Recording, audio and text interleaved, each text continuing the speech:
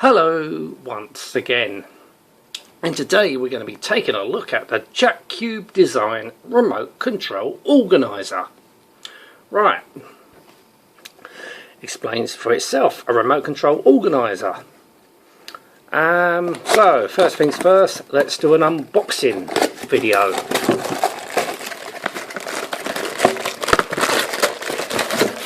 Done.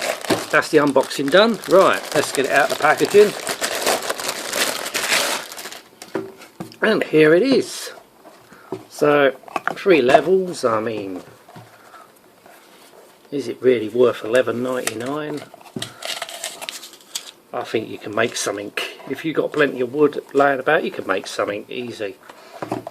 Yeah. Fake leather. So,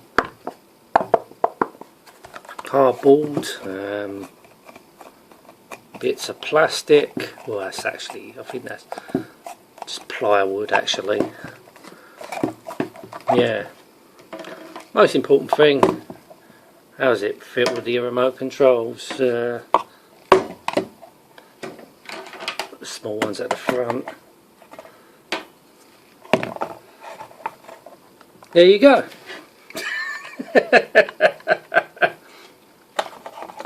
It does the job. Yeah.